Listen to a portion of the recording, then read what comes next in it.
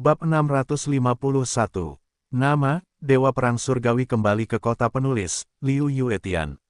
Plus matikan mengatur ulang. Kemudian, di bawah pengawasan beberapa pengawal, Yang Xuan dibawa ke istana. Istana itu megah dan agak mirip dengan tempat para kaisar kuno pergi ke istana. Di kedua sisi ada pejabat sipil dan militer. Di tangga yang berlawanan ada kursi yang terbuat dari kulit harimau putih. Di kursi itu duduk seorang lelaki tua dengan rambut putih dan janggut putih tetapi matanya sangat tajam. Agaknya, ini adalah patriark dari suku Longyin. Ketika pejabat sipil dan militer di kedua sisi melihat Yang Xuan, mereka semua menunjukkan ekspresi penasaran tetapi bermusuhan. Paman ketiga melangkah maju dan melengkungkan tangannya. Saya beritahu pemimpin klan bahwa orang luar ini jatuh dari langit dengan layang-layang besar dan ditangkap oleh Putri Yun dan saya. Tolong turunkan. Paman ketiga jelas melindungi Ah Yun. Ah Yun berdiri di sampingnya dan baru saja membuka mulutnya. Dia melotot oleh paman ketiga. Dia harus menutup mulutnya dan wajahnya penuh dengan ketegangan dan kekhawatiran. Pemimpin klan menatap Yang Xuan sejenak dan berkata dengan suara yang dalam, "Apa tujuanmu datang kepada kami? Apakah kamu mata-mata yang dikirim dari luar? Kami, klan Longyin, telah hidup jauh dari dunia selama lebih dari 400 tahun. Bukankah kamu berencana untuk membiarkan kami pergi di dinasti Ming?" Yang Xuan tersenyum pahit. Menghadapi pertanyaan yang luar biasa ini, Yang Xuan Shi tidak tahu bagaimana menjawabnya. Butuh waktu lama baginya untuk mengatur bahasanya dan menjawab, "Ini. Bagaimana mengatakannya? Pertama, aku bukan mata-mata. Kedua, dinasti Ming yang kamu katakan telah mati selama hampir 400 tahun. Sekarang dunia luar benar-benar berbeda dari sebelumnya. Dunia luar memperhatikan keharmonisan dan demokrasi, dan diperkirakan tidak lebih dari 10 orang yang dapat mengetahui kewarganegaraan klan Longyinmu." Semua orang terkejut mendengar ini. Paman ketiga berkata dengan marah, "Anak-anak mulut kuning, penuh omong kosong, katakan kepada patriark bahwa orang-orang luar ini berbahaya dan licik, dan mereka tidak dapat mempercayai kata-kata mereka. Lebih baik langsung lempar dia ke tungku pedang untuk menghibur arwah leluhur kita di surga." Sang patriark mengangkat tangannya, "Jangan khawatir dulu." Kemudian dia melihat ke arah Yang Xuan dan bertanya, "Apakah kamu punya sertifikat bahwa Daming telah ditaklukkan?" Yang Xuan berpikir sejenak dan berkata, "Kalian orang Longyin punya sejarah ribuan tahun. Han yang hidup paling lama di dinasti feodal sebelumnya lebih dari 400 tahun. Kalau dipikir-pikir, sudah lebih dari 600 tahun sejak berdirinya Daming. Bukankah wajar binasa dalam waktu yang lama? Lagi pula, setelah dinasti Ming, sebuah dinasti bernama dinasti Qing juga menghilang. Sekarang ini adalah era demokrasi, yang sama sekali berbeda dari sebelumnya." Begitu kata-kata ini keluar, semua pejabat sipil dan militer di aula segera berbisik. Ketika dia mengatakan itu, sepertinya itu benar. Lebih dari 600 tahun telah berlalu, dan tidak ada dinasti sebelumnya yang dapat bertahan selama itu. Apakah Daming benar-benar mati? Sang patriark mengerutkan kening, merenung sejenak dan berkata lagi, "Meskipun Anda memiliki poin yang bagus, dapatkah Anda memberikan bukti nyata?" Yang Xuan tidak pernah berpikir bahwa dia akan menghadapi masalah ini suatu hari dalam hidupnya. Dia tidak dapat menahan diri untuk menjadi sedikit gila. "Katakan pada ayah." Pada saat ini, Ah Yun tiba-tiba berkata, "Ayah, saya pikir apa yang dia katakan itu benar." "Oh, apa dasarnya?" Sang patriark bertanya dengan cepat. Ah Yun menjawab, "Saya telah melihat beberapa buku kuno dengan karakter Daming yang dilukis di atasnya. Tetapi dilihat dari pakaian pria itu tidak sama dengan pakaian Daming, jadi apa yang dia katakan seharusnya benar." Pada saat ini, paman ketiga berkata, "Orang-orang itu berbahaya dan licik. Mungkin mereka berpakaian seperti ini dengan sengaja untuk membingungkan kita." Ah Yun menggelengkan kepalanya. "Selain itu, saya punya bukti lain." Setelah itu, dia menghampiri Yang Xuan dan berkata dengan suara pelan, "Kakak, berikan kameramu padaku." Yang Xuan tertegun dan segera mengerti maksud pihak lain. Dia segera mengeluarkan ponselnya dan menyerahkannya. Dia mendesah dalam hatinya bahwa dia tidak menyangka hal ini.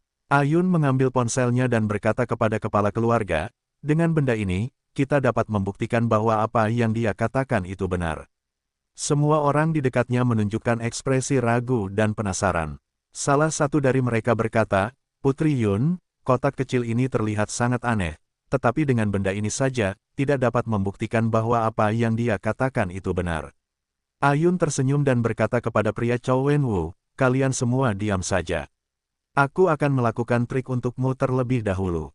Setelah itu, membuka kamera, mengarahkannya ke semua pejabat sipil dan militer, mengklik dan menekan Rana. Lihat apa ini. Ayun tersenyum dan menyerahkan ponselnya kepada pria yang baru saja berbicara. Pria itu menatap layar dengan curiga.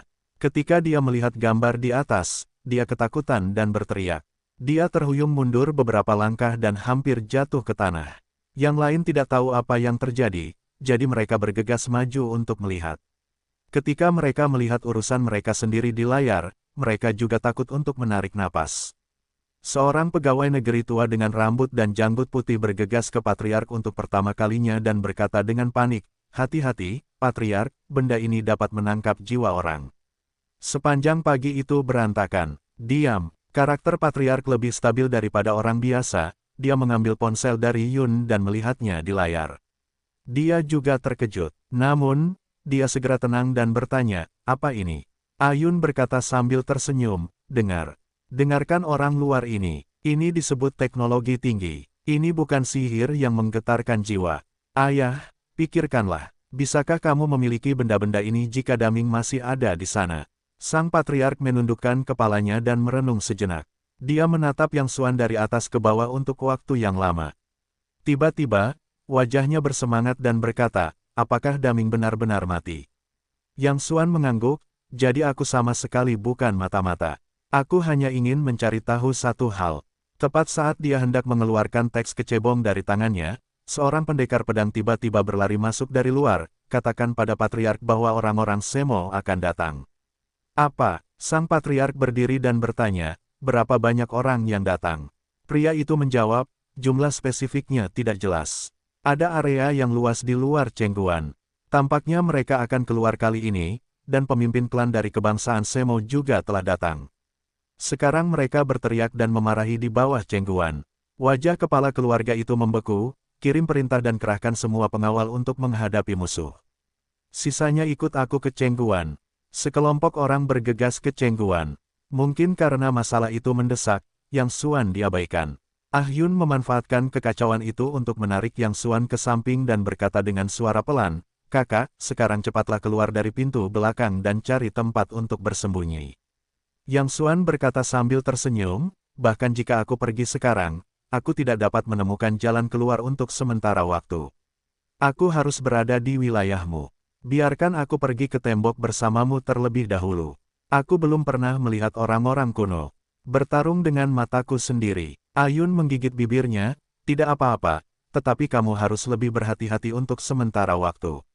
Aku khawatir sulit untuk menghadapi orang-orang yang boros kali ini. Jalanan, yang tadinya damai, menjadi kacau balau.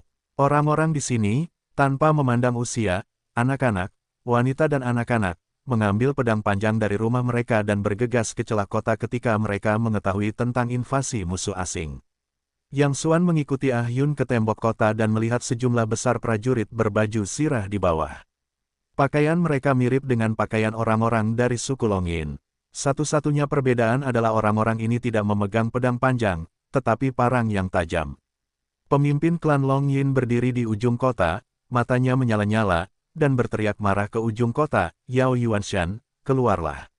Pendekar pedang di ujung kota segera membelah jalan. Sebuah kereta dengan parang dan bendera hitam di kedua sisinya melaju kencang. Di kereta itu duduk seorang lelaki tua dengan rambut dan janggut putih tetapi bertubuh besar, mencibir ke ujung kota, Su Yuanlong, lama tidak bertemu. Nama ayahmu adalah Su Yuanlong. Apakah itu kepala suku Semo? Mengapa nama mereka memiliki arti yang jauh? Yang Xuan bertanya dengan rasa ingin tahu. Ayun meletakkan tangannya di gagang pedang di pinggangnya, mengangguk dan berkata, seperti suku Longyin kita, suku Semo juga memiliki marga Han, marga kita adalah Su, dan marga mereka adalah Yao. Meskipun nama keluarga berbeda, generasi kedua negara kita sama. Generasi ayah saya adalah generasi Yuan, dan generasi saya adalah generasi Chun. Sebenarnya, nama lengkap saya adalah Su Chunyun, tetapi nama ini agak janggal. Biasanya semua orang memanggil saya Yun. Yang Xuan berkata dengan penuh minat, cukup menarik. Nama keluarga berbeda, tetapi generasinya sama. Apakah ada tekanan di sini? Meskipun dia baru berada di sini kurang dari setengah hari, Yang Xuan memiliki minat yang kuat pada budaya misterius di sini. Ayun berkata, ketika Pangu yang abadi membuka dunia, muncul sebuah prasasti batu tempat kapak dewa yang membelah dunia jatuh, yang di atasnya tertulis generasi kita. Untuk menunjukkan bahwa mereka adalah keturunan ortodoks dari kapak dewa, generasi karakter selalu mengikuti generasi karakter di prasasti batu. Mereka adalah sekelompok orang yang tidak tahu malu yang menipu dunia dan mencuri ketenaran. Setelah mendengar ini, Yang Xuan tersenyum penuh minat dan berkata, di mata keluarga Semo, kalian keluarga Longyin menipu dunia dan mencuri ketenaran. Sebenarnya, kurasa tidak ada yang bisa mengatakannya. Itu semua terjadi di zaman kuno. Benar-benar tidak pasti siapa yang ortodoks. Mungkin kalian berdua dari negara yang sama dulunya adalah leluhur yang sama. Omong kosong. Ketika paman ketiga mendengar ini, dia langsung berkata dengan marah, kami keluarga Longyin adalah keturunan kapak dewa. Bagaimana kami bisa disamakan dengan keluarga Sumo yang menipu itu? Jika kau berbicara omong kosong lagi, aku akan melemparkanmu ke tungku pedang untuk menghibur leluhur kami. Ayun juga buru-buru menarik Yang Xuan dan berkata ke tenggorokannya, kakak, berhenti bicara. Kata-kata ini adalah tabu besar di sini. Yang Xuan mengangkat bahu dan tidak melanjutkan. Su Yuanlong berdiri di kepala kota dan berteriak dengan marah pada Yao Yuanshan di bawah. Yao Yuanshan, kalian orang Sumo keluar hari ini, apakah kau ingin melawan kami? Tidak, tidak, jangan salah paham. Meskipun Yao Yuanshan kuat secara fisik, dia berbicara perlahan dan menyipitkan matanya. Kedua keluarga kita telah bertempur secara berkala selama ribuan tahun. Dalam analisis terakhir, kontradiksi antara kedua ras kita hanya karena siapa yang ortodoks. Kamu, Longyin mengatakan kamu adalah ortodoksi kapak suci, tetapi kami orang Sumo juga berpikir bahwa kami juga memiliki darah keturunan kapak suci. Kamu mengatakan bahwa ketika kapak dewa Kaitian milik Pangu abadi mendarat, kapak itu berubah menjadi pedang dewa, tetapi kami orang Sumo berpikir bahwa yang berubah menjadi kapak dewa Kaitian bukanlah pedang dewa, tetapi pisau harta karun. Karena kontradiksi ini, kedua kelompok etnis kita telah bertempur selama ribuan tahun. Kamu Longyin seharusnya tahu betapa briliannya kedua kelompok etnis kita. Tetapi kemudian selangkah demi selangkah hingga hari ini, dan terpaksa memilih untuk bermigrasi dan menghindari dunia, alasan terpenting bukanlah orang luar yang mengincar kita. Tetapi karena pertikaian internal di antara kita, banyak ahli yang meninggal, yang memberi orang luar kesempatan. Jadi, saya sudah berpikir bahwa karena kedua orang kita sudah terpisah dari dunia selama lebih dari 400 tahun, kontradiksi ini harus diselesaikan di tangan generasi kita. Saudara Yuanlong, apakah menurutmu saya benar? Su Yuanlong mendengus dingin, apa maksudmu orang Sumo keluar hari ini? Yao Yuanshan berkata dengan lemah, karena saya tahu masalah ini belum pernah dinegosiasikan selama ribuan tahun. Jadi, saya sudah mengetahuinya. Saya harus menjelaskannya dengan tangan saya sendiri. Karena kita berdua merasa diri kita ortodoks, tidak ada artinya berbicara dengan mulut kita. Kalau begitu, biarkan senjata di tangan kita yang berbicara. Hari ini kita akan melakukan pertempuran yang menentukan. Siapapun yang menang akan menjadi ortodoks. Karena dia adalah keturunan kapak dewa, dia tidak akan kalah. Pihak yang menang harus menjadi keturunan kapak dewa, Saudara Yuanlong. Apakah kamu setuju dengan usulan saya? Saya harus mengatakan bahwa Yao Yuanshan adalah orang yang sangat berwibawa. Kata-katanya hampir tidak bisa ditembus. Dia tidak memberi Su Yuanlong kesempatan untuk membantah. Setelah Yao Yuanshan mengucapkan kata-kata ini, dia menyentuh dagunya dengan percaya diri. Dia sangat mengenal karakter Su Yuanlong dan tahu bahwa dia memiliki kelemahan fatal, hati yang lembut. Dia pasti tidak memiliki keberanian untuk bertarung dalam pertempuran yang menentukan dengan dirinya sendiri. Tetapi jika dia tidak berani bertarung, dia sama saja dengan mengakui bahwa keluarga Semo adalah keturunan ortodoks dari kapak dewa. Dengan cara ini, kontradiksi yang belum terpecahkan selama ribuan tahun akan mendapatkan jawaban terbaik di tangannya sendiri, dan Yao Yuanshan pasti akan menjadi pahlawan Semo terbesar selama beberapa generasi. Dan rencananya benar-benar menusuk kelemahan Su Yuanlong. Sudut mulut Su Yuanlong berkedut sedikit dan terhenti oleh pertanyaan ini. Begitu dia mengangguk dan setuju, kedua kelompok etnis itu pasti merupakan perang yang belum pernah terjadi sebelumnya dalam ratusan tahun dan bencana berdarah. Tetapi jika dia tidak setuju, itu sama saja dengan mengakui bahwa pihak lain adalah putra ortodoks dari kapak dewa. Patriark, jangan bicara omong kosong kepada mereka. Berperanglah dengan mereka secara langsung. Amarah paman ketiga sangat panas, dan dia mencabut pedang panjangnya dengan suara suak. Su Yuanlong menggertakkan giginya dan berkata, kamu tahu berapa banyak orang yang akan mati di klan Longyin kita, bahkan jika kita memenangkan perang. Paman ketiga juga menggertakkan giginya dan berkata, kami orang Longyin adalah keturunan kapak dewa. Demi martabat kami tidak takut mati. Membakar batu giok dan batu bersama mereka adalah masalah besar. Omong kosong, Su Yuanlong berkata dengan suara yang dalam, begitu terjadi perang, akan ada sungai darah dan kehidupan. Leluhur kita tidak akan pernah ingin melihat hasil ini. Apakah kamu ingin mengakui bahwa mereka ortodoks? Paman ketiga berkata dengan keras. Ini, Su Yuanlong terjerumus dalam dilema. Ini bukan main-main atau tidak main-main. Yang Xuan di satu sisi menggelengkan kepala dan mendesah, berpikir bahwa untungnya, kedua suku itu memilih untuk menghindari dunia. Meskipun efektivitas tempur mereka memang sangat kuat, konsep mereka pasti lebih tragis di luar sana. Tujuan mendasar dari setiap perang tidak lebih dari sekadar memperjuangkan kepentingan yang lebih besar, yang bisa berupa materi atau hak. Tentu saja, bahkan sekarang, alasan banyak perang berkedok martabat, tetapi ini hanyalah alasan. Siapa yang ortodoks dan siapa yang tidak ortodoks. Hal-hal ini tidak diperhitungkan oleh siapapun, dan mereka memiliki keputusan akhir. Jika Yang Xuan adalah Su Yuanlong, sangat mudah untuk menyelesaikan hal-hal seperti itu. Katakan satu sama lain secara langsung bahwa Anda ortodoks. Kami akan menyelesaikannya jika kami berpura-pura. Kemudian simpan energi dan kekuatan Anda, dan tunggu saatnya. Begitu Anda saling menginjak, Anda tidak perlu menyebutkan siapa yang ortodoks. Tetapi Yang Xuan juga sangat jelas bahwa konsep ini telah ada di hati mereka selama ribuan tahun dan telah lama berakar dalam. Tidak mungkin bagi mereka untuk berubah. Hei, orang tua, ada yang salah dengan itu. Yang Xuan tiba-tiba berteriak di bagian bawah kota. Semua orang linglung. Tiba-tiba mereka mendengar suara seperti itu dan bergegas. Diam, paman ketiga melihat bahwa orang luarlah yang berbicara. Jadi dia memarahinya dengan marah. Yang Xuan langsung mengabaikan satu sama lain dan terus berteriak di bagian bawah kota, aku akan bertanya kepadamu terlebih dahulu. Pada awalnya, Pangu yang abadi merintis dunia dan mengubah tubuhnya menjadi gunung, sungai, matahari, bulan, dan bintang. Untuk apa itu? Mengacu pada topik ini, Yao Yuanshan segera tampak serius dan menundukkan tangannya ke arah matahari. Tentu saja, itu untuk mengakhiri kekacauan dan membuat semua orang di dunia hidup dan bekerja dengan damai dan puas.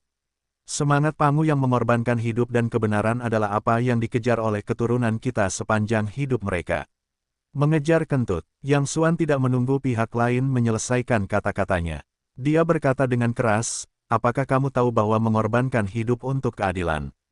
Pangu yang abadi menyerahkan tubuhnya dan menciptakan dunia yang indah ini untuk membuat generasi mendatang hidup dan bekerja dengan damai dan puas serta menjalani kehidupan yang lebih baik.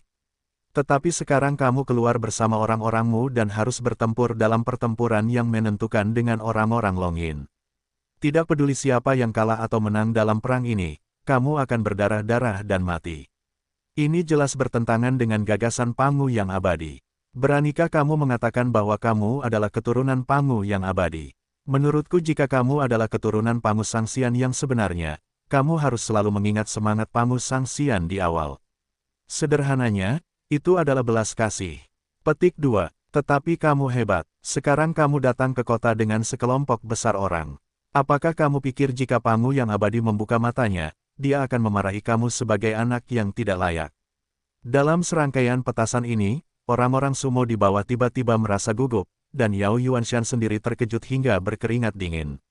Su Yuanlong, yang berada di atas, tertawa dan menatap Yang Xuan Dao dengan penuh penghargaan. Adik kecil, kamu telah banyak membantu kami kali ini. Bahkan paman ketiga datang, menepuk bahu Yang Xuan dan berkata sambil tersenyum, mulai sekarang, kamu adalah tamu yang paling dihormati di keluarga Longyin kami. Yao Yuanshan, apa yang kamu tunggu? Mengapa kamu tidak segera mundur? Apakah kamu ingin menentang keinginan leluhurmu?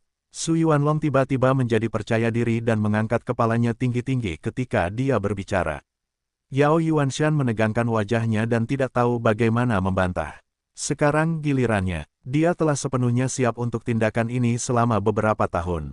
Jika dia mundur sekarang, prestisenya di antara orang-orang sumo akan sangat berkurang di masa depan. Namun, jika serangan dilancarkan, akan ada pengakuan yang menentang keinginan Pangu yang abadi, yang sama saja dengan mengakui bahwa bangsa sumo bukanlah keturunan Pangu yang abadi. Tidak, tidak, kamu tidak bisa mundur. Tiba-tiba, mata Yao Yuanshan menoleh dan sebuah ide muncul di benaknya. Dia menatap Su Yuanlong di kepala kota dan berkata, Pangu abadi memiliki dunia dalam pikiran dan belas kasih. Sebagai keturunan ortodoks dari yang abadi, tentu saja, aku tidak akan menentang keinginan yang abadi dan melakukan apapun yang akan menghancurkan kehidupan. Hari ini aku membawa semua orang kita, bukan untuk bertarung denganmu, tetapi untuk membiarkan orang-orang kita dan orang-orang Longyinmu bersaksi. Su Yuanlong bertanya, saksi apa? Yao Yuanshan berkata dengan samar, selain belas kasih, Pangu abadi lebih inovatif dan memiliki kekuatan tempur tertinggi. Jadi siapa yang ortodoks? Jika mulutnya tidak masuk hitungan, dia harus menguji kekuatan tempurnya. Siapapun yang memiliki kekuatan tempur lebih tinggi pastilah keturunan Pangu abadi. Su Yuanlong mengerutkan kening, apa maksudmu? Sederhana saja, Yao Yuanshan berkata, kamu dan aku sama-sama mengirim 5 ahli untuk bertarung satu persatu. Jika pihak itu menang lebih dari 3 kali, itu menunjukkan pihak mana yang merupakan keturunan kapak dewa yang sebenarnya. Setelah mengatakan itu, dia buru-buru menambahkan, sebagai keturunan Pangu Sangxian, dia seharusnya memiliki keberanian yang tak terbatas. Jika dia penakut dan tidak berani bertarung, ini pasti bukan darah Pangu Sangxian. Kalimat ini secara langsung memblokir semua jalan belakang Su Yuanlong. Setelah ragu-ragu sejenak, dia berkata, baiklah, mari kita akhiri hari ini. Kedua ras kita telah berdebat selama ribuan tahun. Hari ini adalah saatnya untuk mengakhirinya. Oke, ini kesepakatan. Yao Yuanshan tiba-tiba berteriak, siapa yang akan memimpin? Di sebelahnya, seorang pria dengan tubuh panjang dan rambut panjang maju dan melangkah dengan lembut. Baru saja akan berbicara, seorang pria botak bermata satu berteriak, bagaimana kamu bisa membunuh seekor ayam dengan pisau sapi? Jenderal Fei, biarkan aku pergi dan bertemu pedang panjang mereka terlebih dahulu. Kemudian si botak itu maju ke depan, menunjuk ke kepala kota dan berteriak, siapa di antara kalian yang berani keluar dan bertarung denganku?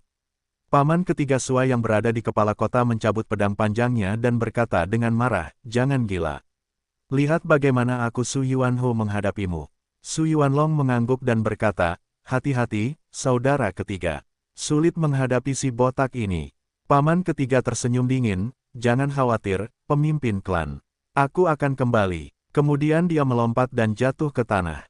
Si botak memegang parang 9 cincin besar di bahunya dan berkata dengan nada menghina, beri kamu sedikit nasihat. Masih saatnya untuk menyerah, agar tidak malu nanti. Paman ketiga menjadi pemarah. Ketika dia mendengar ini, dia sangat marah. Dia berteriak dengan pedang panjang dan bergegas ke pihak lain. Pisau dan pedang beradu, menghasilkan bunyi dentang. Kedua belah pihak bertarung bersama, dan cahaya perak berkelap-kelip. Orang-orang lain di kedua belah pihak juga mulai menabuh genderang untuk bersorak. Tidak, paman ketiga bukanlah lawan orang itu. Pada saat ini, Ah Yun tiba-tiba bergumam dengan gugup. Oh, apa yang kau lihat? Yang Xuan berkata dengan penuh minat. Sebenarnya, ketika keduanya baru saja bertarung kurang dari 3 ronde, Yang Xuan juga melihat bahwa paman ketiga akan kalah dalam pertempuran ini. Namun, dia tidak menyangka Ah Yun akan maju. Ah Yun menatap kedua pria yang bertarung di bawah menara kota dan berkata dengan khawatir, meskipun mereka tampaknya berimbang, kekurangan paman ketiga sedikit terekspos. Bukan karena ilmu pedangnya tidak bagus, tetapi pedang lebar 9 cincin milik pihak lain itu mengalahkannya. Pedang panjang paman ketiga ringan dan ringan. Dia seharusnya menghadapi satu sama lain dengan ketangkasan dan kelincahan, tetapi dia memilih untuk bertarung satu sama lain. Dengan cara ini, keuntungan dari Anggar akan sangat berkurang. Jika terus seperti ini, dia pasti bukan lawan pihak lain. Yang Xuan mengangguk, yang sama dengan pandangannya. Sebenarnya, ilmu pedang paman ketiga tidaklah rendah. Ia kalah karena karakternya. Tentu saja, alasan yang paling mendasar adalah konsep pedangnya yang sangat kaku dan sama sekali tidak fleksibel. Benar saja, ketika kedua belah pihak berpisah hingga ronde ke-10, paman ketiga mulai kehilangan arah dan ditekan dengan kuat oleh pedang lebar 9 cincin milik pihak lain yang ganas. Pada ronde ke-16, ia akhirnya dikalahkan. Ia ditusuk di bahu oleh pihak lain, lalu ditendang keluar dengan tendangan keras. Tadi aku sudah bilang untuk menyerah, tetapi kau tidak mau mendengarkan. Jika ini adalah duel hidup dan mati, nyawamu akan hilang. Pria botak itu meletakkan pisau 9 cincin di bahunya dan berkata dengan bangga. Terdengar sorak-sorai dari keluarga Semo, tetapi keluarga Longyin begitu cemas hingga mereka menghentakkan kaki. Dalam perang pertama, klan Longyin dikalahkan. Su Yuanlong dengan cepat meminta seseorang untuk membuka gerbang kota dan menyelamatkan paman ketiga. Ia mengerutkan kening dan berkata, siapa lagi yang akan bertarung? Ayah, lepaskan aku. Pada saat ini, Ah Yun tiba-tiba meminta perang. Ah Yun melompat turun dari kota. Si botak tertawa, Su Yuanlong, aku lihat jika tidak ada seorang pun di klan Longyinmu. Kau harus membiarkan generasi perempuan keluar. Setelah mengatakan itu, menatap Ah Yun dengan jijik, lebih baik kau pergi. Aku tidak memukul wanita. Wajah Ah Yun dingin dan tegas. Kalau begitu kau harus melihat apakah kau memiliki kemampuan ini. Kemudian dia mengeluarkan bunga pedang dengan sua, membuka tubuhnya, dan menyapu di depan si botak dalam sekejap mata, dengan ujung pedang langsung ke tenggorokan pihak lain. Kecepatannya sangat cepat, dan sudutnya sangat rumit. Itu tampak seperti ruangan biasa, tetapi sebenarnya menyiratkan berbagai perubahan halus. Si botak tiba-tiba menjadi pucat. Penghinaan di wajahnya tadi tersapu. Dia dengan cepat mencoba yang terbaik untuk menyelesaikan pukulan itu. Aku tidak berharap menjadi seorang master. Si botak memegang pedang lebar 9 cincin di kedua tangan dan seterang obor. Dalam hal ini, aku akan bermain denganmu. Kemudian dia berteriak keras, dan dengan kekuatan yang dahsyat, Huasan tiba-tiba menebas kepala Ah Yun. Ah Yun tidak memilih untuk bertarung satu sama lain, tetapi menggunakan fleksibilitas bawaan pedang panjang dan metode tubuh yang cerdas untuk saling berhadapan. Cahaya perak berkedip-kedip di bawah di antara kota-kota. Kedua tubuh itu berubah menjadi bayangan sisa dan saling terkait. Mereka tidak terpisahkan, dan ratusan gerakan dihancurkan dalam sekejap mata. Namun, ekspresi Su Yuanlong di lantai kota tidak santai. Dia mengerutkan kening dan berkata, sepertinya dia akan kalah lagi kali ini. Paman ketiga yang terluka menutupi lengannya dan berkata, kurasa tidak. Dari situasi saat ini, kedua belah pihak memiliki kekuatan masing-masing. Masih belum jelas siapa yang menang dan siapa yang kalah. Su Yuanlong menggelengkan kepalanya dengan lembut. Dia dulunya adalah seorang pendekar pedang, tetapi kemudian dia kehilangan semua keterampilannya karena sebuah kecelakaan. Tetapi idenya tentang ilmu pedang masih ada. Melihat kedua orang yang bertarung bersama di bawah menara, saat ini, Ah Yun masih bisa saling berhadapan dengan menggunakan ketangkasan dan gerakan tubuh pedang panjang. Namun, teknik pisau pria itu terlalu kaku dan ganas. Seperti kata pepatah, satu kekuatan akan mengurangi 10 pertemuan. Jika bertarung seperti ini, Ah Yun tidak akan bisa menahan 100 gerakan. Begitu suara itu jatuh, situasi perang di bawah benar-benar berubah. Seperti yang dikatakan Su Yuanlong, meskipun taktik Ah Yun tepat, teknik pisau botak terlalu kuat. Di bawah gulungan kekuatan absolut, Ah Yun mulai kehilangan pijakan secara bertahap. Apa yang bisa saya lakukan? Jika saya kalah lagi, saya akan kalah dalam pertempuran kedua. Paman ketiga tampak khawatir. Orang-orang yang ada di menara itu semuanya berwajah tegang. Jika mereka kalah 3 kali berturut-turut, mereka harus mengakui bahwa orang Semo adalah keturunan ortodoks dari Dewa Pangu. Meskipun hal semacam ini hanyalah nama palsu yang tidak berguna di dunia luar. Namun, ide ini telah mengakar kuat dalam ide orang-orang Longyin selama ribuan tahun. Jauh lebih penting daripada kehidupan untuk melihat siapa keturunan Pangu yang murni dan ortodoks. Jangan khawatir, Ah Yun menang kali ini. Pada saat ini, suara santai tiba-tiba terdengar dari samping. Ketika mereka melihat sekeliling, mereka menemukan bahwa orang luar itu berbicara lagi. Bukti apa yang kalian miliki untuk itu? Su Yuanlong bertanya dengan tergesa-gesa. Melalui apa yang terjadi tadi, mereka telah menganggap Yang Xuan sebagai teman dari orang-orang mereka sendiri.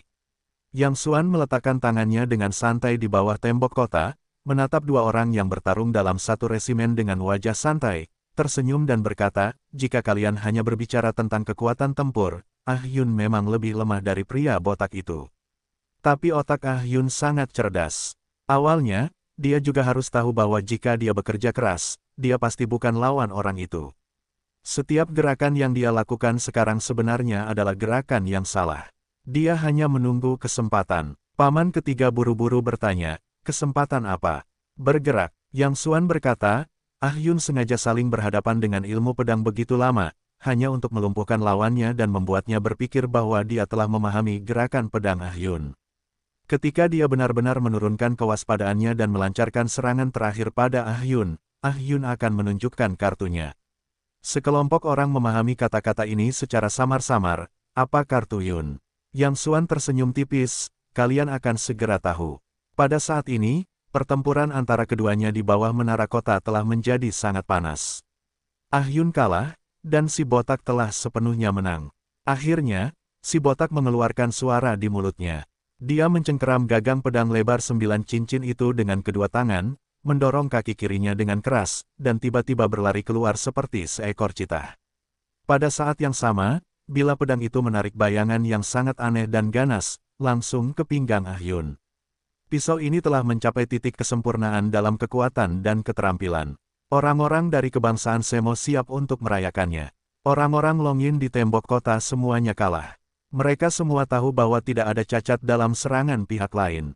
Bahkan ilmu pedang Ah Yun sangat indah, sama sekali tidak mungkin untuk menghancurkannya.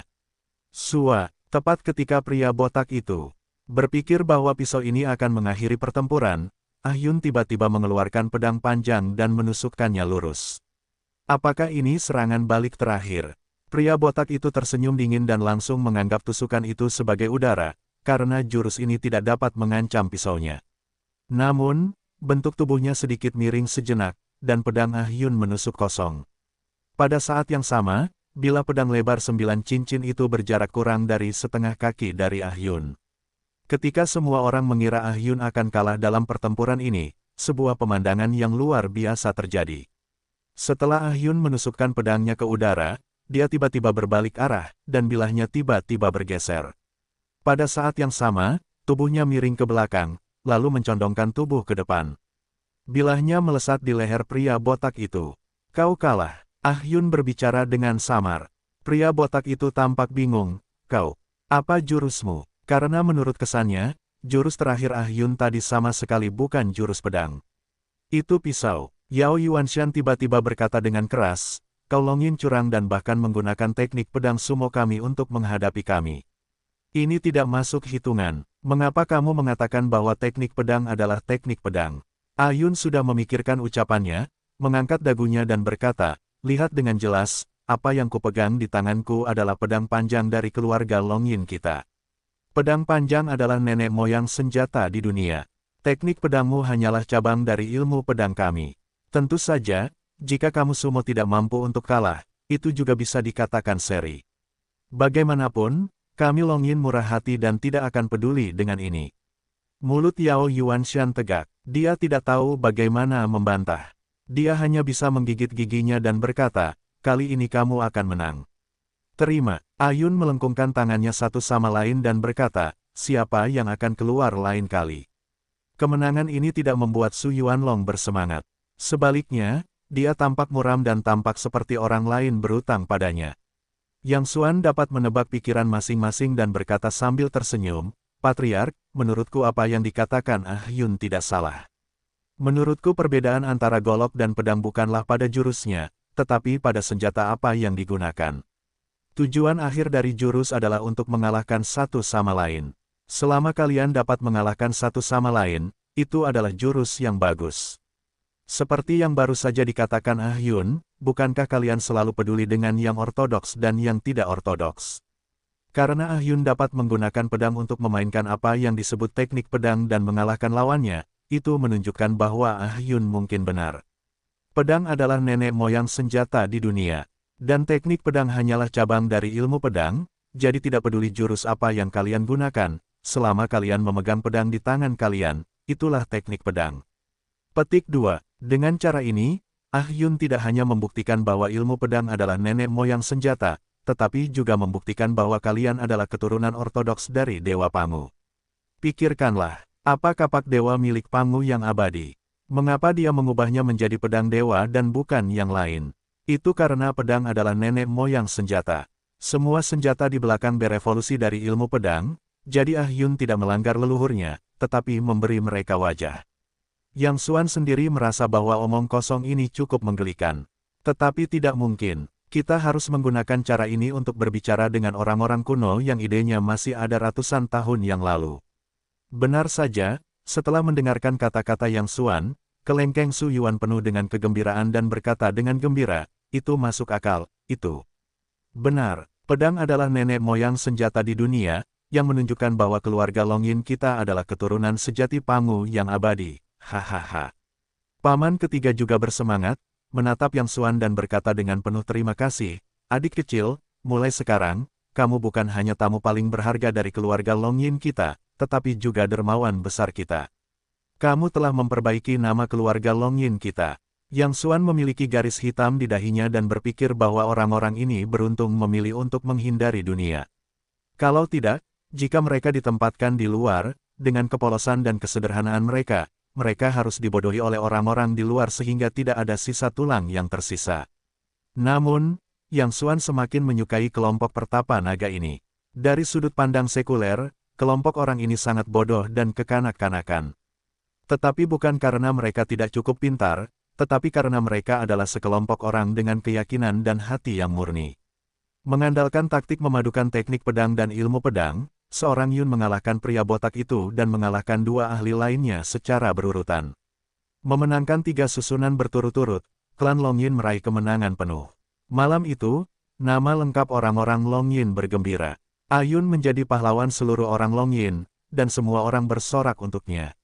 Dan Su Yuanlong juga berkata di tempat itu juga bahwa Ayun secara resmi akan menjadi penerus kepala keluarga Longyin berikutnya dan kepala keluarga pertama dalam ribuan tahun sejarah Longyin. Adik kecil, Ayun sudah menceritakan semuanya kepadaku. Penghargaannya hari ini semua karena bimbinganmu. Jadi, kamu juga dermawan dan pahlawan klan Longyin kami. Mulai sekarang, selama kamu membutuhkan sesuatu, kami Longyin dapat melewati api dan air untukmu kapan saja. Setelah itu, dia dengan hikmat menyerahkan kartu kayu yang diukir dengan pola naga emas kepada Yang Xuan dan berkata, ini adalah kenang-kenangan dari keluarga Longyin kami. Di masa depan, selama kamu perlu menunjukkan token Longyin ini, kami keluarga Longyin dapat melakukan apa saja untukmu. Yang Xuan menerima token itu dengan tangan yang sopan. Sekarang dia semakin menyukai orang-orang yang berpikiran jernih ini. Terima kasih, Ketua Klan. Sekarang dunia luar berbeda dari sebelumnya. Ini bukan cara bagimu untuk terus tinggal di pegunungan selama beberapa generasi. Jadi, jika suatu hari kamu ingin pindah ke dunia luar, kamu bisa datang kepadaku kapan saja, dan aku akan berusaha sebaik mungkin untuk menenangkanmu.